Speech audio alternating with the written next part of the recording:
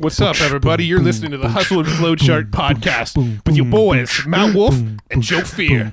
Check it. Good morning, Vietnam. Wow. I assume somebody in Vietnam's listening. Probably. Hey, Vietnam. Remember those commercials back in the day? We were young lads, and we would be watching. Usually these came on in the middle of the day. So, like, whenever we ditched school or, like, told our parents we were sick or had a sore throat. Where are you going with this?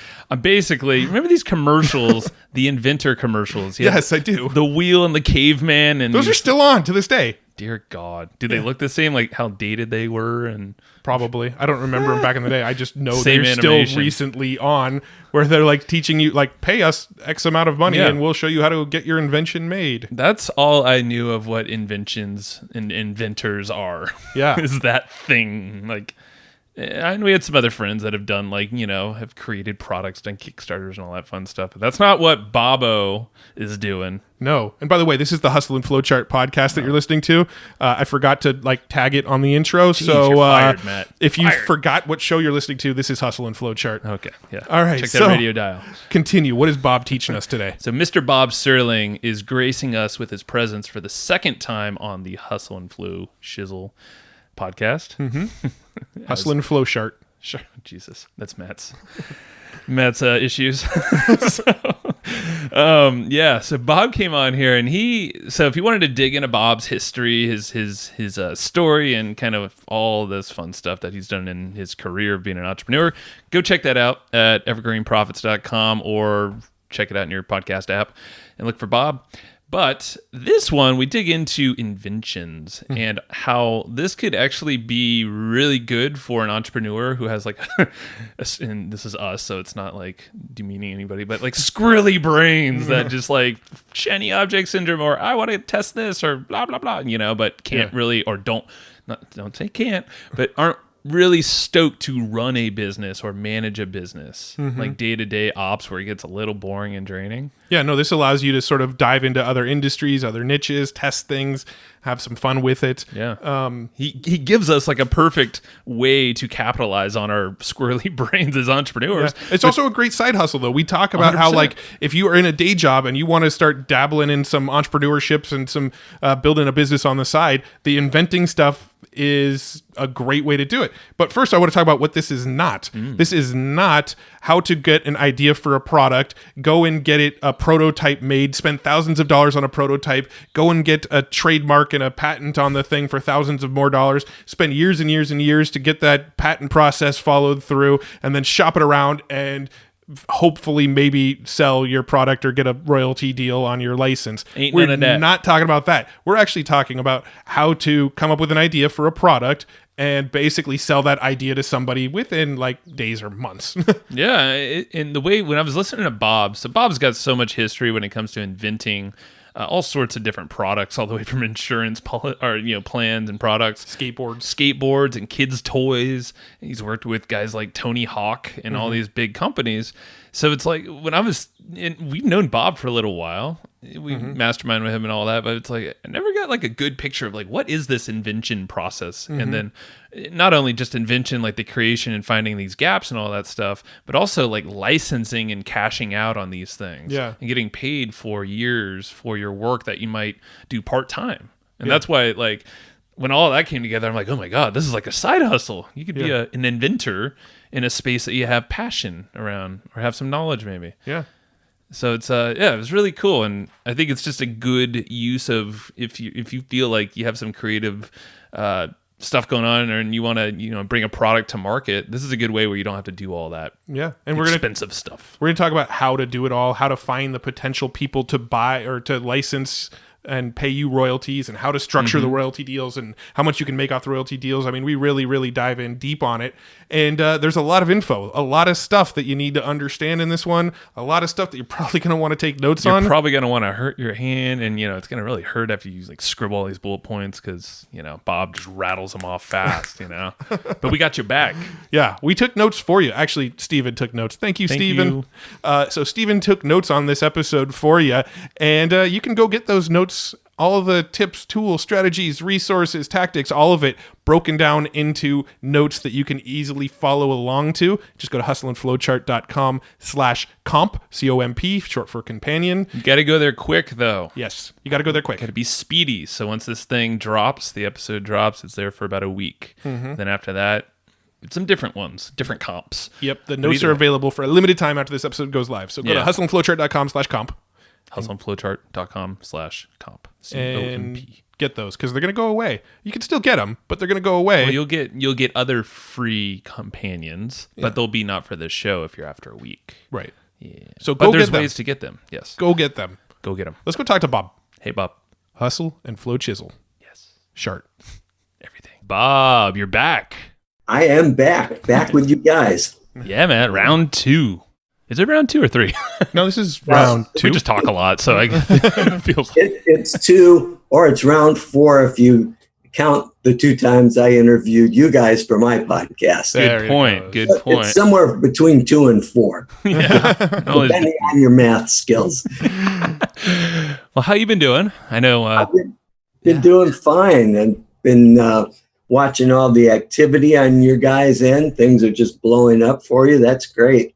Yeah, I know. It's, and occasionally we'll also exchange some bird pictures, So like, business is great. Yeah, that's good. But, we're really focused on the birds, right? Absolutely. And you got to be, this is breeding season, and you get all that activity. Right. Yeah. Let's talk birds. No. You would love that. I think I would too, but Matt would be like, okay, you guys can have fun. I look photography. I've just never been like the bird photographer. I could see eventually maybe getting into it. Yeah. Yeah. Well, it's funny because I always said, well, I don't care much about landscapes, but I saw these pictures of this woman. I belong to the Sierra Club's photo group, and there's a woman in the group, and she shoots night sky landscapes, and she just had a picture of the Milky Way over the desert in Anza Borrego, which is our local desert here in San Diego. And it was so amazing. I started thinking, wow, that's something I'd like to learn. Yeah. Those are what, long exposure? That's open my favorite. Oh, actually, that's a short exposure. You only use a long exposure if you want to get that star motion where they show the streaks. Yeah. I love that. Yeah, I mean that's what I love. I love night photography. Specifically, I like urban landscape night photography. That's like my favorite. But I also like to do landscape, just like night landscape photography. We actually go out to the desert quite a bit, and I've taken a lot of photos out in the desert too. But I love it. Yeah, I just never really got into birds. I don't know. I've had a. I don't know enough about them. I guess like if I see a bird, I couldn't tell you that's a rare bird or that's a bird that hangs out there all the time. I've honestly learned a lot from you, Bob, and that is the God's honest truth. It's like these hawks. I'm like, and this is for everyone listening. I'll snap a picture and send it to Bob. I'm like, what is this? Yeah. It's like this random hawk. And then he falcon. CCs me on it just so I know that he's sending Bob bird pictures. That's right. I know you enjoy, but you never respond. So it's our own private bird network. That's what it's become. I love it. Oh man! Now we actually have to give you probably quite a bit of credit for the success of this podcast. To be honest, I do believe so, because we had you on the podcast, and then after having you on the podcast, you connected us with like a handful of people. One of them being Roland Frazier, who went on to connect us with a bunch of people. But I feel like you were sort of the top of this like pyramid scheme of all these people that we got onto our podcast. You're the godfather. You're at the top of the pyramid right now. Yes. I'm the godfather of connectors. Well, it's like anything else. When you meet people and they're doing something and it's really good, I hate to do this, but I'm going to be serious for a second. And it's really good and it's really quality and it's different. You want to share that with people. And, I'm a fossil now. I've been around for ages and I have a lot of connections. And so I just asked you guys, these people, and those you didn't, I connected you with because I really like what you guys do a lot. And in turn, you guys connected me with some good people too. So it's difficult to connect you with those because you know everybody, but we're like, we'll try our best. Promise. But I mean, and you take someone like Roland. And I've known Roland for many years before he was quote unquote Roland, before he was so well known. But now that he is that well known and he gets hit by a lot of people. Oh, can you do this? Can you look at that? Mm-hmm. I'm very, very selective about who I introduce to him. And I'm very selective about who I introduce to anyone as well. But when I know somebody is as busy as Roland, I'm very careful. And I knew that he just loved what you guys are doing. So yeah. Thank you. That's what I'm sorry that hurts you so much to say that, but I'm just kidding. That was awesome, man. Thank you. Well, I mean, just in the time we've known each other, you've done a lot, and you've obviously your history. You've done a lot. You and I worked together super briefly, a long time ago. Yeah, that's right. Yeah, on doing some design work on PDF stuff. I forget the exact project. Yeah. You had designed a PDF for one of my licensing programs on licensing intellectual property. That's what it was. So that's perfect segue into this whole conversation of licensing and and inventing and stuff. Yeah, if anybody's listening into this and they're looking for the backstory and how Bob got into what he's doing now, we'll link you to episode 1 where we dive pretty deep into that one. And this one, I want to just kind of jump in and get right into the cool stuff that you're working on.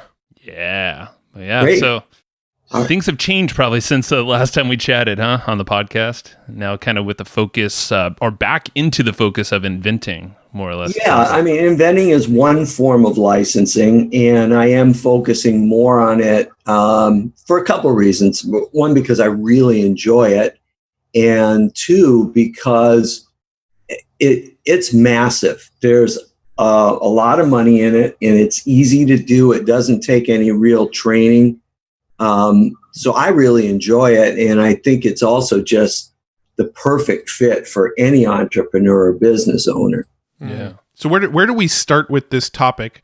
Like if somebody's thinking about doing inventing, or they have an idea just in their mind, maybe they haven't prototyped, they haven't done anything yet. Maybe they just got this idea, something that if this was in the world, this would be really cool. What do they do with that idea? Where's the starting point? Okay, so let's talk about that in a minute. Let's start, though, for people who may not have ideas, but have great skills and don't necessarily know it. So let me just set the stage a little. Right now, just in the United States, major corporations pay outside inventors or product developers, and it's the same title. Usually when you work in it professionally, you call yourself a product developer, because an inventor sounds like a guy who lives in his parents' basement. But major corporations pay $14.3 billion in royalties to outside inventors. Wow. And a lot of people don't know that. In fact, they award a lot of money. They hold contests to find new product ideas. And a lot of those contests, nobody enters because they don't think they can do it. But the truth is, anybody can. Everything I've ever invented for a bunch of different markets, from toys to software to insurance products, I never had any previous experience in those markets. But what I had were the two skills that every entrepreneur has, which is the ability to solve problems and the ability to spot opportunities, and a lot of times opportunities that other people overlook. So that's why I always say that it's the ideal side business for any entrepreneur or business person, because it doesn't take long. It can easily be done part-time, a few hours a week. The royalties can be huge when something hits. But again, it doesn't take any special skills other than being able to see a problem and come up with a solution, or see an opportunity that hasn't been capitalized on and run with it that way. God. So when you're saying inventions, then it's not just physical things like what you doing some games and whatnot, stuff you'll find in the store, but it sounds like you said insurance programs as well. And software. Yeah, software. I invented an insurance program, and I don't know anything about insurance, which is funny because now I have a second insurance program that I'm developing. But I was working with a company who trains insurance salesmen or salespeople, salesmen, saleswomen. And they said, well, gee, we're having trouble with our product. And, you know, a lot of times if you tell people you invented stuff, they're fascinated by that. And just kind of the end of the engagement, they said, we're having trouble with our product. Could you help us? And in that avenue, again, it's called product development. They said, could you help us develop a better version of it? So I said, sure. And I did. And we sat down and we brainstormed some stuff. And we came up with a better version that they then sold. And I made a night. That one I did for a fee. I didn't have a royalty on. But, you know, again, I never had any experience, but the process is the same. The process of looking at problems and how you solve them, or looking for opportunities, is the same. And so if you have that, which all us entrepreneurs do, then you're 90% of the way there. Right. Yeah. Solving problems and spotting opportunities. So are there some tactics for both of those things? I mean, us as marketers and, you know, business owners and yeah, there are. And so this ties back into what Matt was asking about. If you have an idea, what do you do? Well, traditionally, if you look at the conventional inventing process, or you talk to a patent attorney, or you go to an inventors group meeting, they'll say, oh, you got to get a patent right away and you got to build a prototype. That's crazy. Most people waste, the U.S. Patent Office, I think their statistic is that most inventors spend $45,000 and up between their patent and their prototype. Now, the sad part about that is they also say that less than 2% of patented products ever make it to market. And that's because people are going about it the wrong way. So if you have an idea, like Matt said, what you want to do, all the research you ever need is out there, and it's there for free. And Amazon and Google and various trade associations have spent tens of millions of dollars to compile this research. So say, for example, I want to invent a new action toy for kids, which is one of the categories I invented. I don't have to even think about what to invent. All I need to do is go to Amazon and say, and put in a search that says top 50 action toys, children ages 8 to 14. And it's going to spit out a list. And I'm going to look at those toys. And then I'm going to take my idea and I'm going to measure. So if I already have an idea, I'm going to measure my idea against those things. Because there's the best, that's what people are paying for. Wow. I don't see something that's even remotely close to what my idea is, then I'm swimming upstream and I'm going to waste a lot of money. But if I see something even similar, or some feature of something out there that I can adapt to my idea, then I've got something good going for me. Now, that is if you already have an idea. But my approach is I don't go in with an idea of a specific toy. I go in with an idea for a market. So again, I'll say, okay, well, I want to do an action toy for kids, or I want to do an educational toy, or I want to do a game. Whatever it is, I'm going to go to Amazon and Google, and Google Shopping especially, and put in best-selling action toys, kids ages 8 to 14, or whatever that range is. It's going to put all those things there. It's going to show me everything. Now, here's what's cool. And this is why companies are always looking for things. Whenever you have any product, it doesn't matter what it is, you're never really buying. It's never static. It's always going to be improved. I mean, look at the iPhone. They come out with a new iPhone, every 18 months? Something like that, yeah. Or look at almost any product that you buy, but mundane things. Look at your barbecue. Well, next year there's going to be a new model of that barbecue. And 2 years after that, a new model as technology changes. And, all of a sudden there's going to be Bluetooth controlled temperature gauges and stuff. Yeah. So when I go out and I find the top 50 best-selling toys in the category I'm looking for, I'm then going to probably look at the top 5 and I'm going to say, what can I add to this?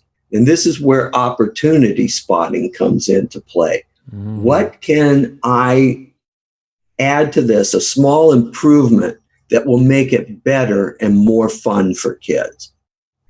And that's what I'm going to try to develop and license to the company. And who am I going to license to?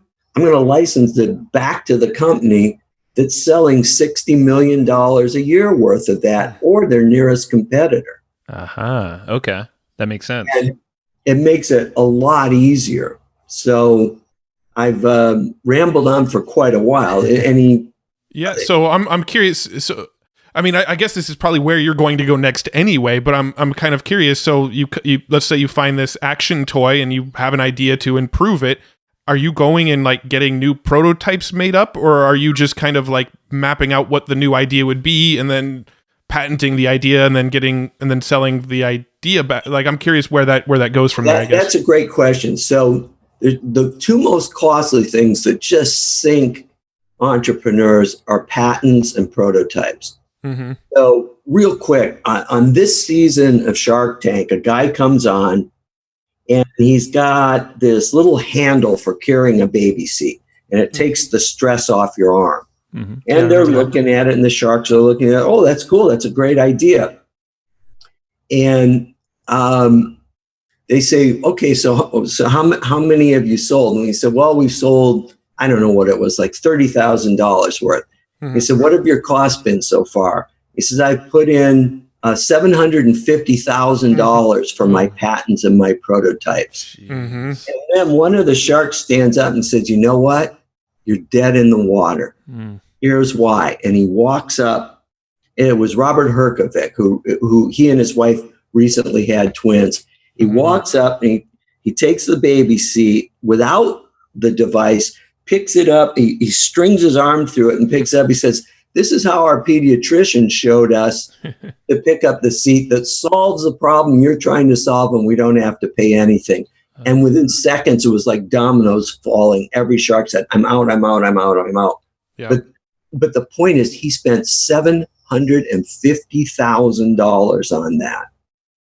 And he was out that. So when you develop based around something where there's a true need to improve it, and when I mean true need, I'm saying that the company wants improved versions of that. Number one, you don't have to patent, because for one thing, probably 40% of all products are not patented. Mm-hmm. So you can always check that. If it's not patented, you don't need to patent it. Secondly, they hold the patent. So there's nothing for you to patent. True. And then in terms of what you develop, that one's a little harder to answer, Matt. It depends. If you want to prove that what you're going to do will work. If it's obvious, all you need is a professional sketch that shows that shows their product, what your addition is, and has little call outs as to how it works. 90% of the time, that's what I use. Wow. If it's more complicated, then I'll actually buy their product, say it's a kid's toy, and whatever my enhancements are, I'll find on other products that are similar, and I'll take a Dremel and cut them up, and a hot glue gun and glue it together. So for under $100, I can make a demonstration model. And then I'll add that demonstration model to the professional sketch. So the sketch shows what a much more refined version would look like than my Frankenstein version. Yeah.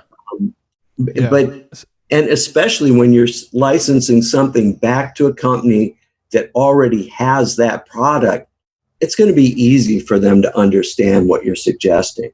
Gotcha. So from like a legal standpoint, then if they already own the patent on it and you kind of improve upon what they've got, what stops them from, like, if you were just to show them the sketch or show them the version that you made, what just stops them from going, okay, cool, we're just going to make that and sell it. How are you getting something out of that transaction? Okay, so first of all, most companies are honest and ethical as long as you're in the Western Hemisphere. if you're unfortunately, if you send your stuff to China to be manufactured or to the Philippines or somewhere, and you're not using a bonded agent, and this goes way, way beyond what we're talking about here today, 90% chance you're going to get ripped off. But in the Western Hemisphere, and let's talk just about the US because that's where I invent and that's where I really know. Number one, there's nothing in it for them to rip you off. They're only going to pay you a 5% royalty.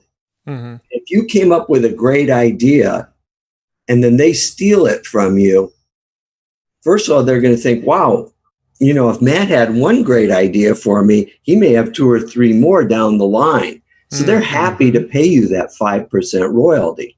You gotcha. True. Yeah. Okay, so that's the one thing. But you're also legally protected because you have a paper trail or an electronic trail of emails and the documents you sent that show that you're the originator of that idea and that you showed them that idea. If they then take that idea to market without you, and you've got this email and text communications back and forth, it's easy to prove that you were the originator.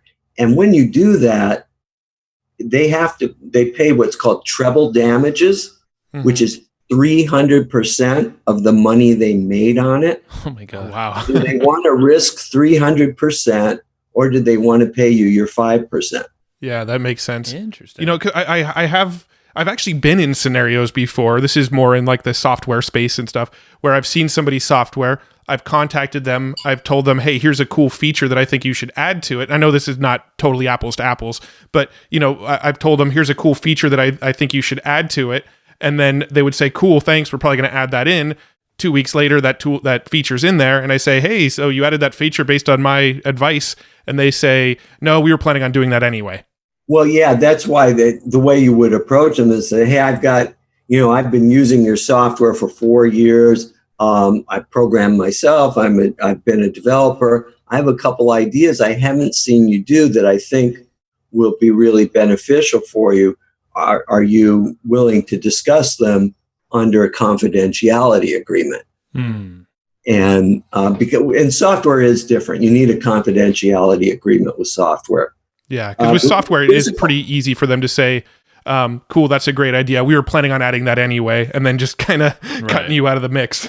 Yeah, and it depends on the size of the company, too. If you're working with a mega corporation, let's say you came up with some addition to QuickBooks, and they're not going to cheat you.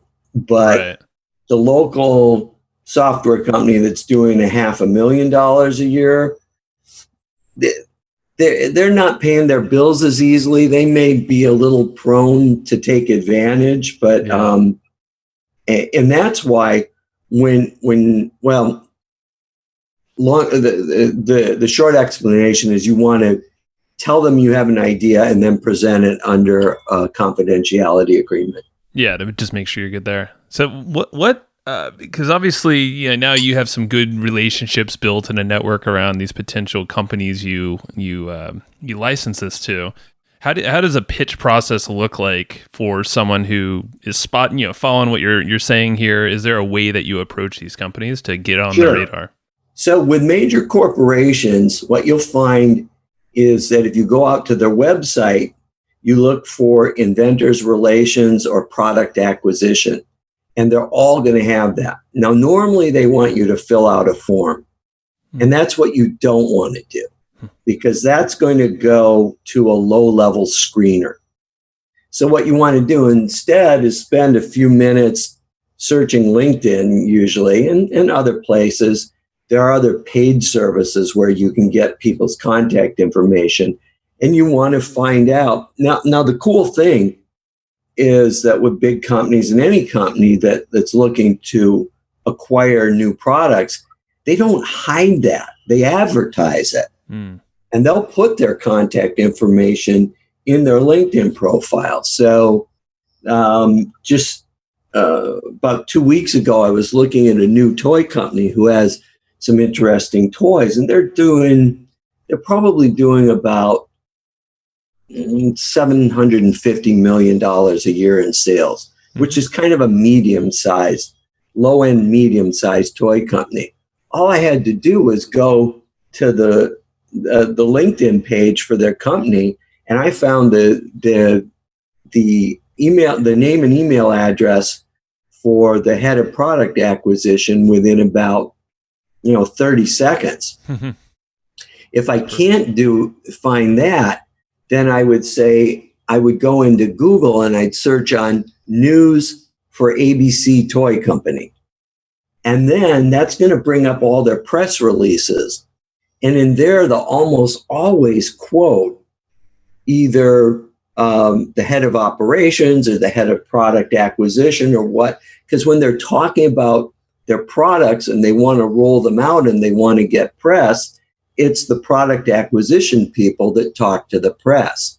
So, and it doesn't take long. You can do all that in 5 minutes because, as I said, they're not hiding it. They want that information known because they want bona fide inventors and product developers to contact them. Sure. No, but you want to go directly to them, because if you go through the submission form on their website, then number one, it indicates that you're brand new and don't understand the game. Right. And number two, it goes to a screener, and screeners are never your best option. Yeah, and that's the case with almost every company out there for sure. Yeah. Now, are there any specific words that you use or any specific messaging that you'd like to make sure goes into that initial email pitch? No, I keep it really short. And I just say, I've been a fan of your toys for a long time. And I've seen the growth of this and that. You want to do a little research. Or you can even say, I just recently found out about your company and I'm really impressed, particularly with these 2 or 3 toys. I've got an idea for this one that I think would really make it a lot more fun for kids to play with. Would you be interested in seeing it? And that's all it takes. It doesn't have to be any more than that. Got it. That's a copyrighted pitch, by the way. Only if we're able to reproduce those in the notes. That's all it takes, because you're not.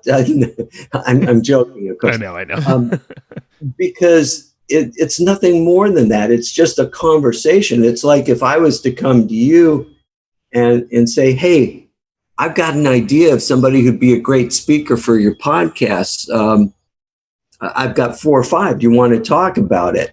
And oh, by the way, I'm friends with Sue Smith, and you guys know Sue, and I know Sue."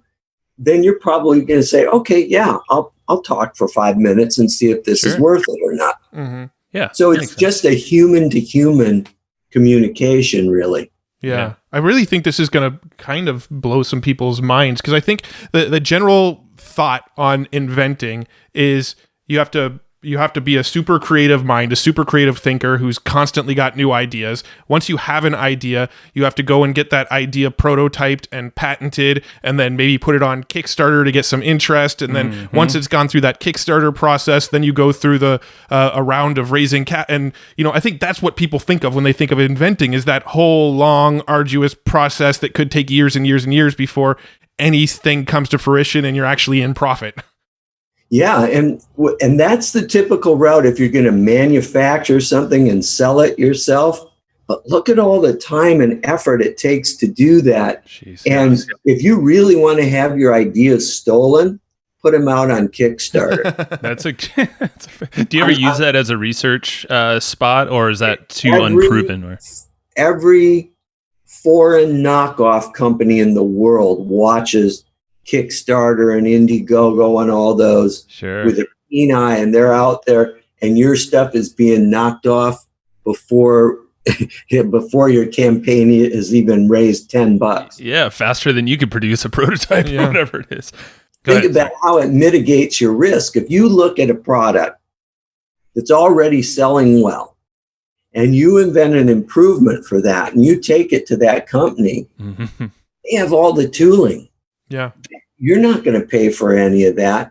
Sure. So before the call, we talked about this one toy I developed, and I did a sketch and a crude glued together model, like I said, and my entire investment was about $130. And so we showed it to them, and this was a branded toy, and it used the branding and names of big famous skateboarders, the most famous being Tony Hawk. But then there was another company called Zero, which was as big as Tony Hawk at the time, and there were 6 other ones. Well, just the licenses to deal with those people were $20-30 million that the company paid for, not me. And then they put, I think they put 1.2 million into manufacturing it and another million into advertising it. And that was all before the product ever hit store shelves. And all of that out of their pockets, not yours. All out of their pocket. My out of pocket was $130. I didn't run any of the risk. It didn't take me years to learn how to manufacture. I didn't have to hire it. Their attorneys updated their patent. They sent an engineer to China to work with their manufacturers and this was an improvement for one of their existing toys. They sent one of their engineers to China to work with their factories to create the molding for all that. All this stuff. I mean, there were literally probably 60 people on their team behind the scenes working on doing all this stuff.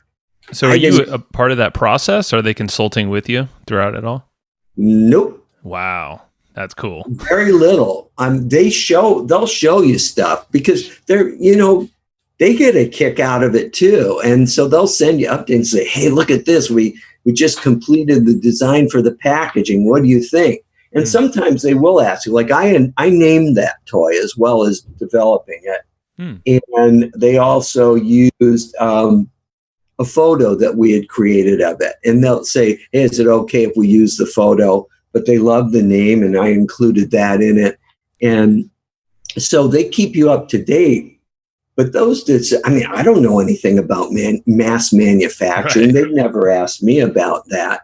That's what, and this is a licensing relationship is what you're describing here, right? Yes, exactly. Got it. So describe that really quick, because before the call, I thought this was cool and I wrote it down. You said, all of this is really great for our entrepreneur brains, like everybody here, and those listening, because it's like the shiny object syndrome. You want to like keep solving problems, finding gaps, and then like doing more of that forever.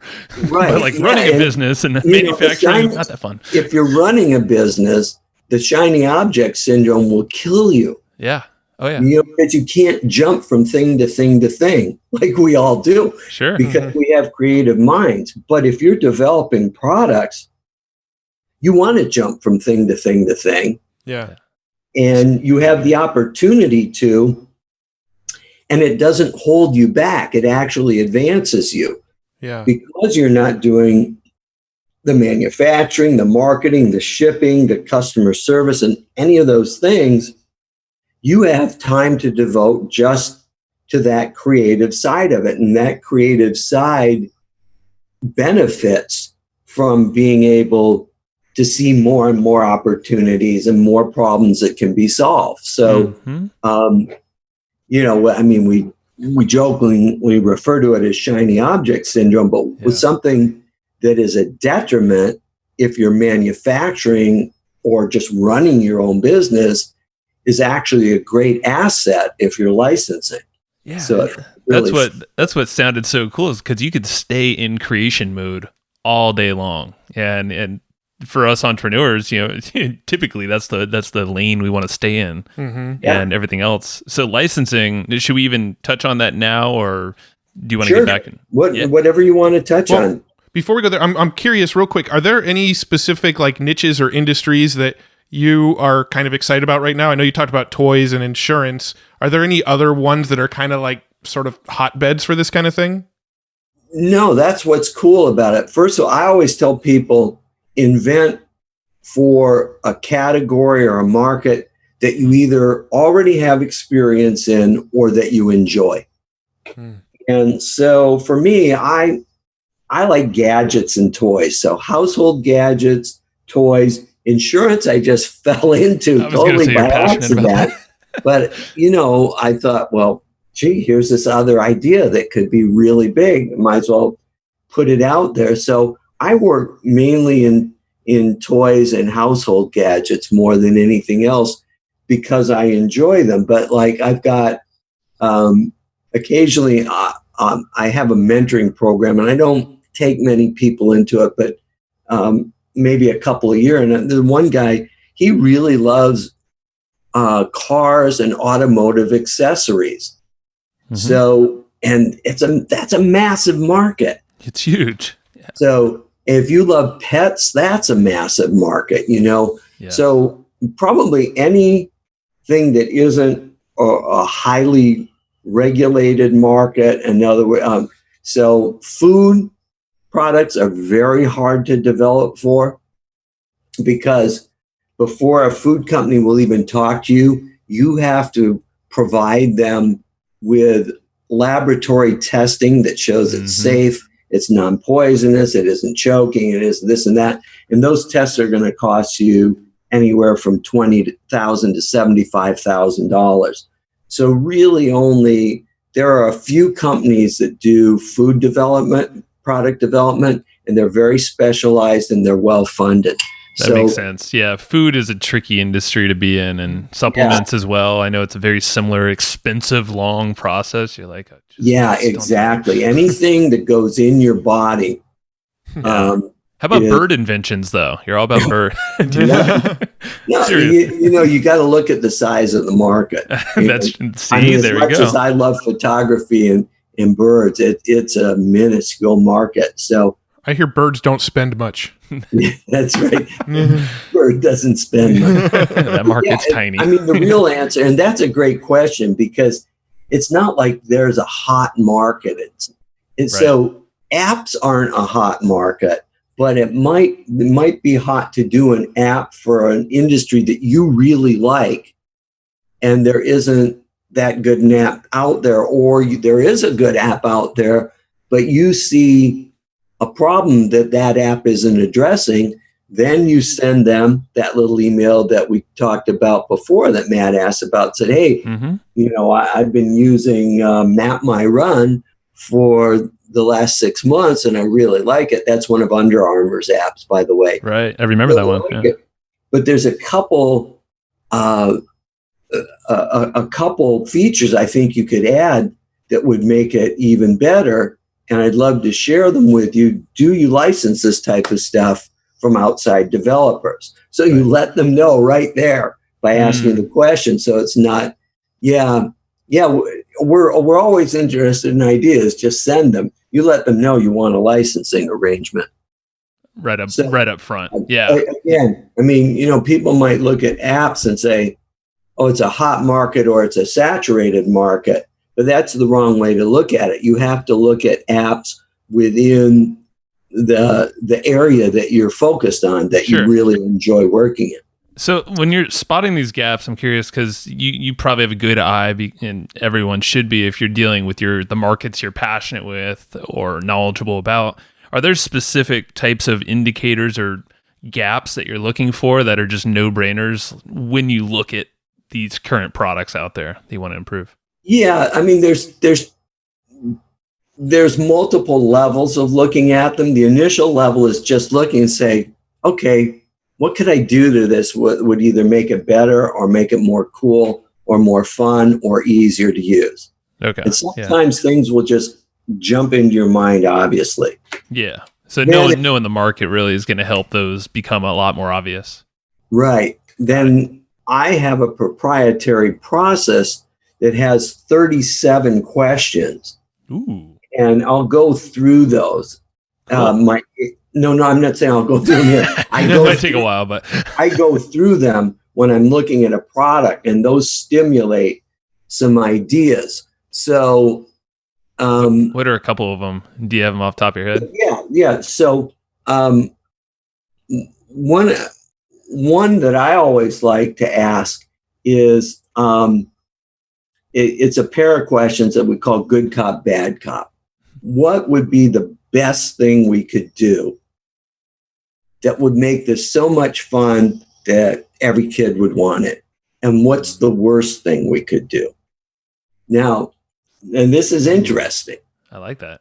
So that when you say the worst thing, well, what's the worst thing with children's toys? That they're a swallowing problem, that they could get burned, that they could get cut, that they could get maimed. Yeah. All the things we enjoyed as kids that we're not allowed to do anymore. Dang it, lead paint can't lick the paint. No. Right. So, but that really is how I developed my toy, was with that question, because I thought, well, what do young boys like? So there was this existing skateboard toy. There are these little plastic skateboards that are about 3 inches long called fingerboards, and kids slide them with their fingers, and they do tricks. Yeah, I remember those. Yeah, I had some of those. That's what I was looking at. And I thought, well, what would be the worst thing I could do?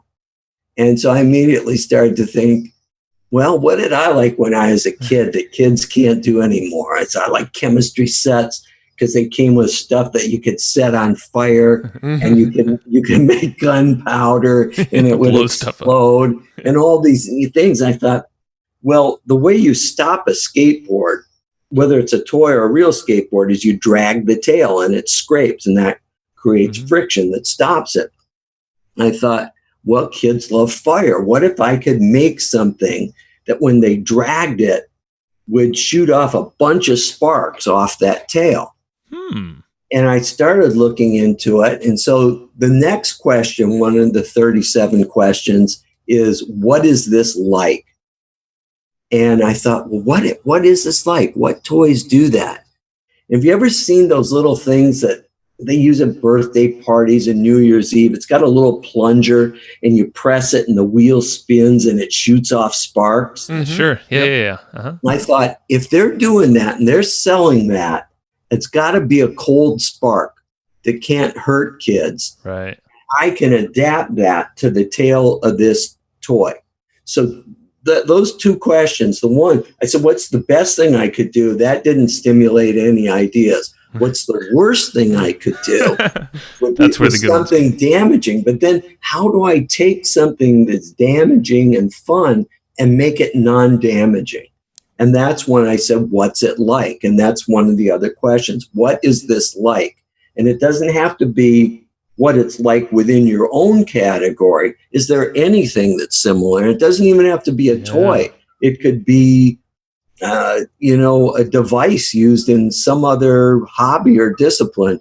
But that's what I thought about, was those little pinwheel things that you plunge. And I knew right there, that creates a cold spark. It can't be that hard to do. Wow. And so then I went on and I got some stuff that sparked, and I bought some of these skateboards and a Dremel and some hot glue. And oh, by the way, when I said I spent $130, that included buying the Dremel and the glue. You didn't have one of those? You weren't an official inventor by that point. Yeah, I wasn't into the toy dissecting business yet. Wait, and so this is kind of blowing my mind right now, because that's just 2 of these 37 questions you're saying. Yeah. That was 3. That was 3, yeah, I guess. And then you just, the combination of that, like, is there a process that you do after you have these answers where you can now mold those in together, or is it like a gut thing? Like, oh, this is the toy, or this is the concept? It's not really a gut thing, because I had never developed a toy before. I didn't have any experience. I had no experience in the insurance industry when I developed that. But I didn't really need much beyond that, because number one, I knew that they were selling like $15 million a year worth of these skateboard toys. They were really popular, $15 or $20 million a year. And I knew that there was another toy that created a cold spark. So I didn't really have to take it beyond that. I knew I had a concept that I thought was really cool. Now I did. So I live in San Diego, close to the Encinitas YMCA, and Tony Hawk and a couple other skateboarders developed the skate park there. So I went over to the skate park and I took my little toy model over there and I showed it to the kids and they loved it. Right. And so, I did a little shirt sleeve research, but I don't know. I kind of intuitively knew, just having been a boy who loved stuff that made rude noises or smoked or sparks or caught on fire or exploded, that I had something that was a good idea. So, Bob, nothing's changed, by the way. Yeah, still do all of the above. Do you still wander around the YMCA trying to give little boys free toys? Hey, that sounds funny. I have to be very careful because a lot of times, I'll do my initial research on Amazon, but then I go into toy stores and I walk the aisles and I want to see how people are interacting with the toys that I think are hot, if there's a lot of business. And if you spend a lot of time in a toy department and you're an adult on your own, after a while you start getting some funny looks. So I haven't stopped laughing. That's the last you comment. have to be careful. I'm just getting these visuals of as you're still talking about standing in the I aisles. can't. It's really a shame, but I can't give out candy anymore. Halloween, you go away somewhere. The house is closed. Well, I'm still blown away that this is like, you just laid out the entire thinking process, and it only took a few questions. So you answered the question, my previous question about your 37 question process. Yeah, it's like and almost it kind of circles back, Joe, to what I said. It isn't rocket science. Right. That's what I'm loving about this all. You don't have to go get a degree in industrial design or anything like that. And all you have to do is watch Shark Tank. People come on with all these ideas. Some of them are terrible. Some are amazing. And they're not professionals. They never went to design school and they're not industrial engineers or mechanical engineers. I mean, some of them maybe, but they're just people who have ideas. And that's what's cool about this. If you're an idea person, then it fits in perfectly with creating products to license. To me, I would never want to manufacture a product, because then all of those costs, all of the risk, and all those headaches are on you. Yeah.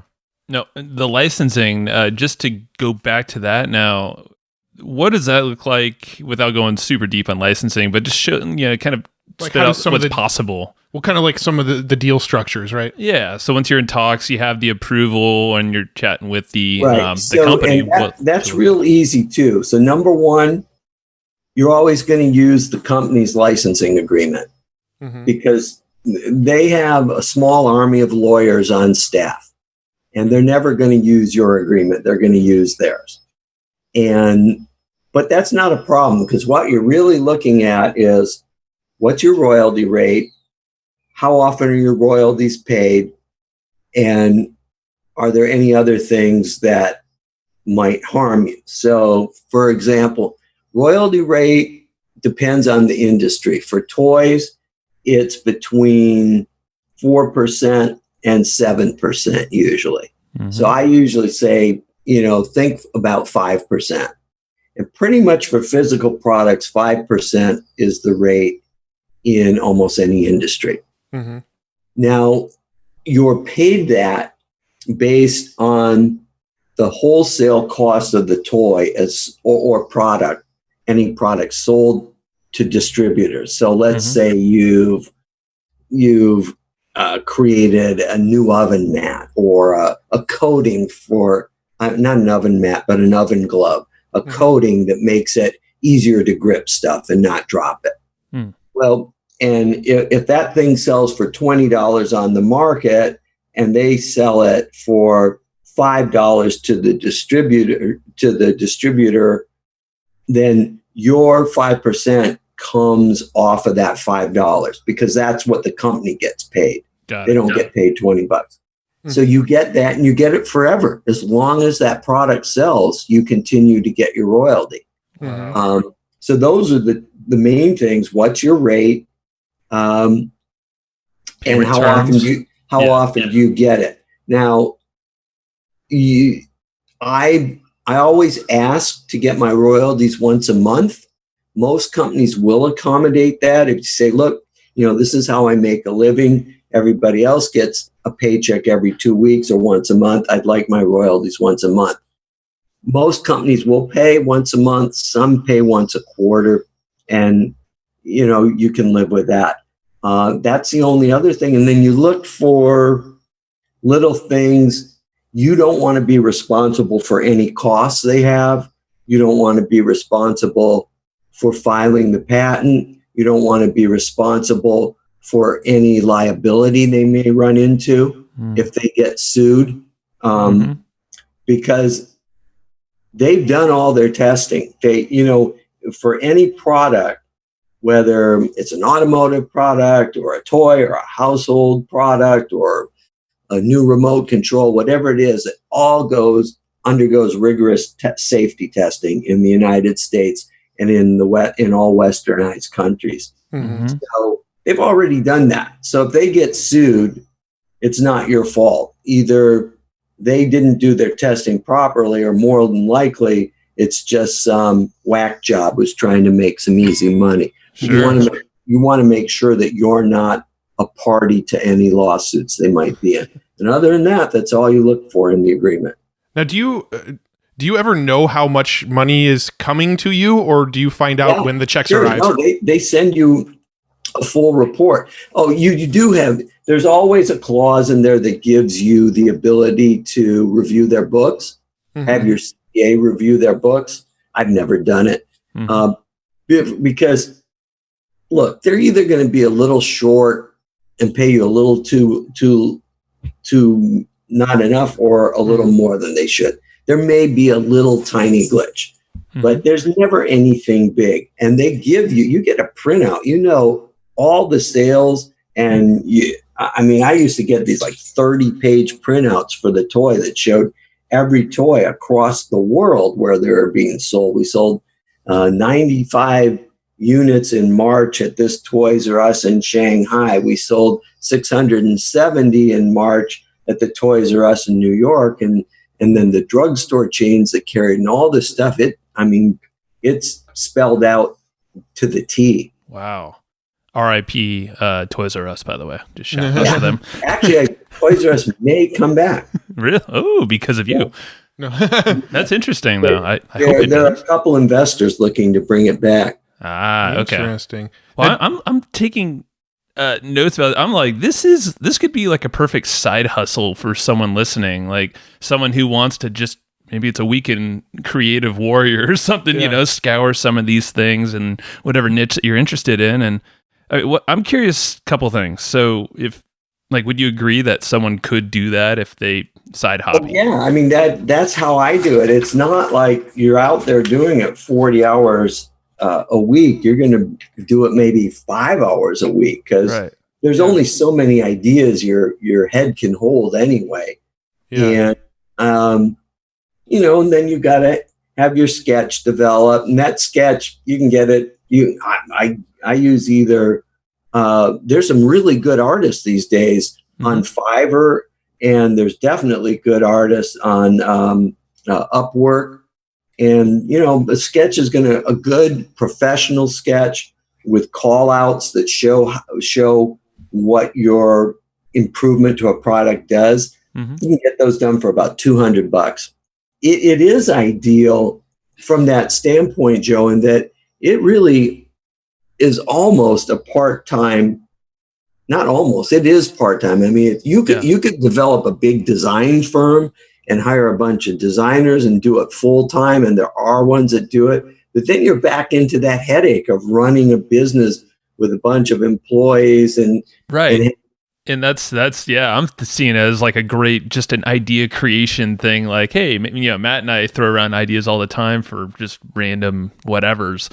Like, hey, maybe we could sketch this and hire someone, and then using some of these outreach concepts you've laid out, that can get a licensing deal.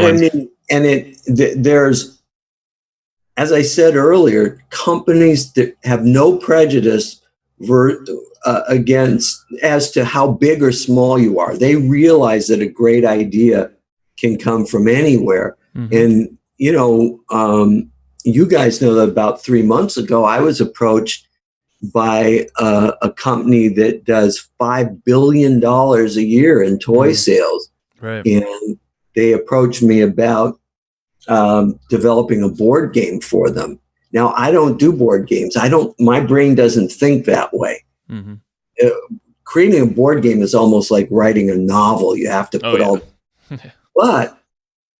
and so you might say, well, that was an opportunity Bob missed. But I immediately said, I don't do board games, and I think I'd just waste your time.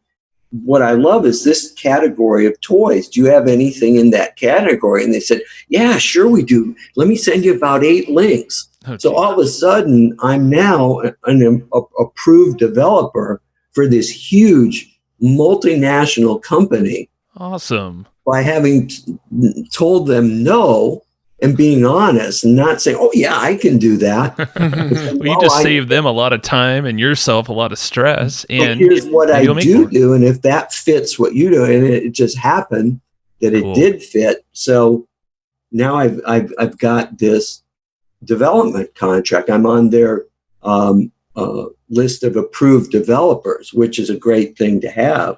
Good for you. Yeah. No, I didn't know that. So I didn't know that. I guess that completed that beginning of the story. So super cool.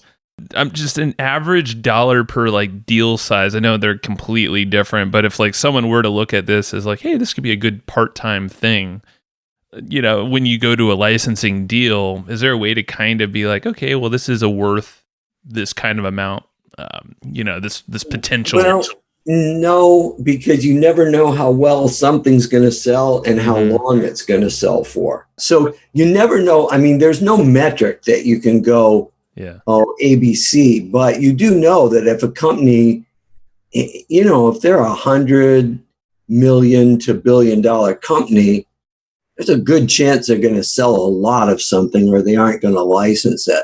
Right. So I think on the low end, $30,000, $40,000 a year, as long as your license is good. On the high end, I've made as much as $1.5 million. Got it. Cool. That's what I was kind of shooting for. Right. There. That's a wide range. Huge. But even the low end there, if you're just spending a part-time, maybe it's you have someone on your team. If you're a company, you can have like someone kind of help manage you. And it depends on other things. So we don't want to go too deep down this, but say like my toy, it had Tony Hawk's logo. And like I said, this other company, Zero, and another really big company, World Industries, they all had to be paid too. So that cuts in to my share and the toy company's share. The truth is the talent, the big name brands, or, if you could get Jay-Z and Beyonce on, they're going to make a lot more money than the company or me. Yeah. Yeah, they're taking the lion's share. Yeah. So, it's going to vary, and if a product sells really well, so something like a household gadget where it's not tied to a big name, you may actually end up making more money than something tied to a big name because the big names get so much a piece of the pie. Yep. I like that. No, thanks for laying that out, because now there's a pretty good picture of someone can kind of take what you just said here, and it's like, hey, this is a great thing to just test out. And now, without further ado, to Matt's question. The loop that I opened 10 minutes ago. I know, I've been pointing to Matt like, it's your turn. Your turn now. All right, so my question was, do you hire an attorney or keep an attorney on retainer to review any of the contracts and licenses? Matt, in all seriousness, you have asked some really amazing questions today. First. There's things that I take for granted and I don't think to talk about because I've been doing it. And what you just asked is really important. Absolutely. And one of the big mistakes that a lot of inventors, and especially new inventors, make is they take their contract to a patent attorney. And a patent attorney doesn't understand business contracts. You want to take it to a business attorney who has experience with licensing. And they're pretty easy to find. Almost any business attorney does. Ask them specifically if they have experience with licensing. If you don't know where to find an attorney, go to the trade association for that industry. So I would go to the American Toy Association and say, can you recommend a good business attorney who understands licensing agreements for toys? They'd send me a list of 10 of them. If it was an automotive product, whatever the trade association is for automotive product retailers rather, I'd go to their trade association. Same question. Do you know a good business attorney who's worked with licensing agreements in the automotive accessory market? We sure do. Here's 10 of them. And that's how you find them. But it's always got to be a business attorney with licensing experience, and never a patent attorney for that. And probably not LegalZoom. Yeah. Not legal. Don't stay away. Side tangent, they actually made I think the first time we opened Evergreen Profits, they made the name of the company Matt's personal email address and sent it to the state and all that stuff. And that was totally LegalZoom, screwing up a form and no one checked it. So don't use LegalZoom. They are not a sponsor. I don't think they will ever sponsor us now. Side tangent. Yeah.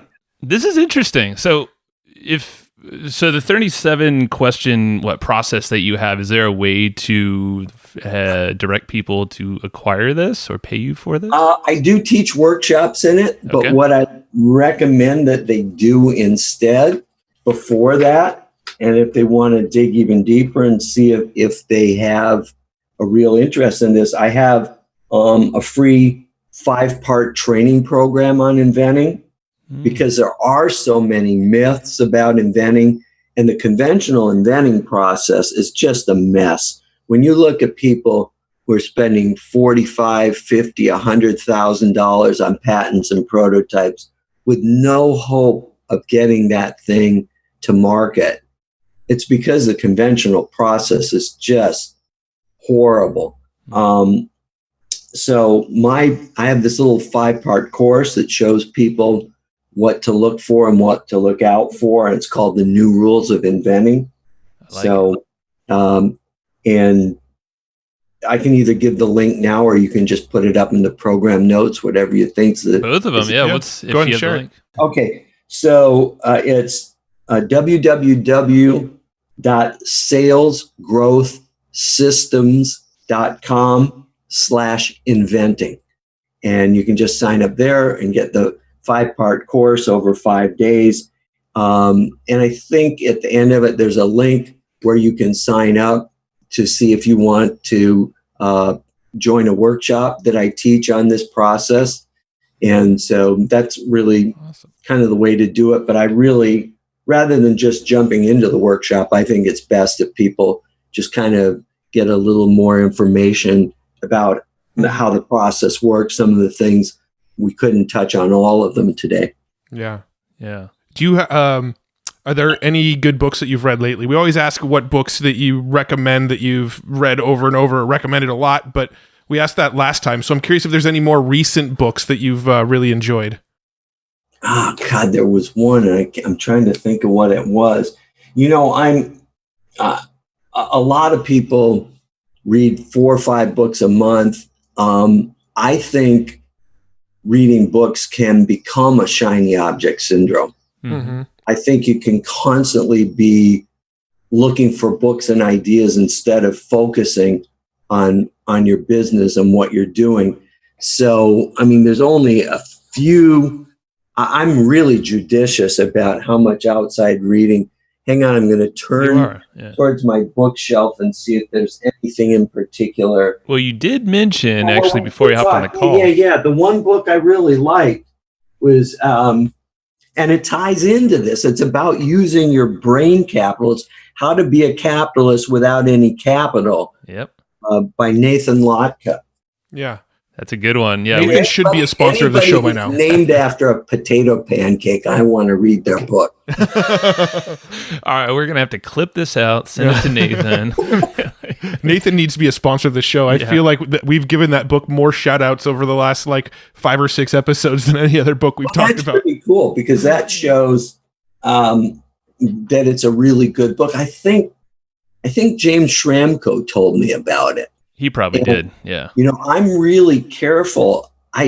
Everybody's got their top 50 books you have to read. I only recommend people if I really know them and believe they're great. I only take book recommendations from people who I really respect.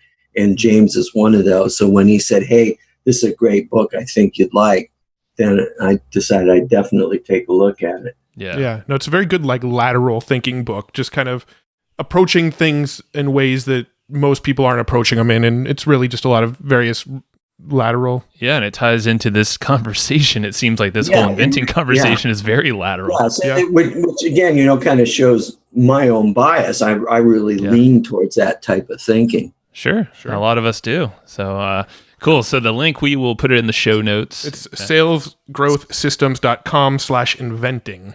Yeah. Is there any other links or resources you want to point them to, or just tell them to go there? I think that's the best way to do it. Because like I said, there's a free 5-part course, 1 part every day for 5 days. And then from there's a link to the workshop I present.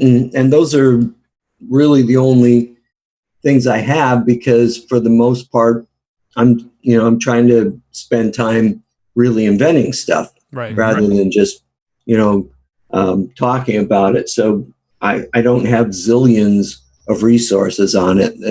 And also because that's all that's needed. As you've seen, it is not, it's just not super science. You don't need this gigantic skill set to do it.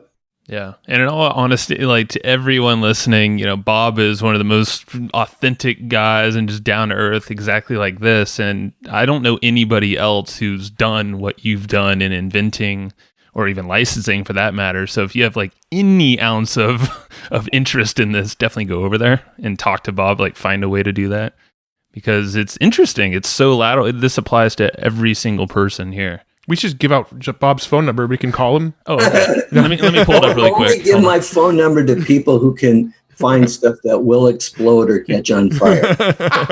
Yeah, don't do that. Awesome, Bob. Well, this is it's opened my eyes to inventing, and actually, I'm kind of curious. I'm like, Matt should open up a weekend inventing shop now. Yeah, get our team to do all the interfacing for us.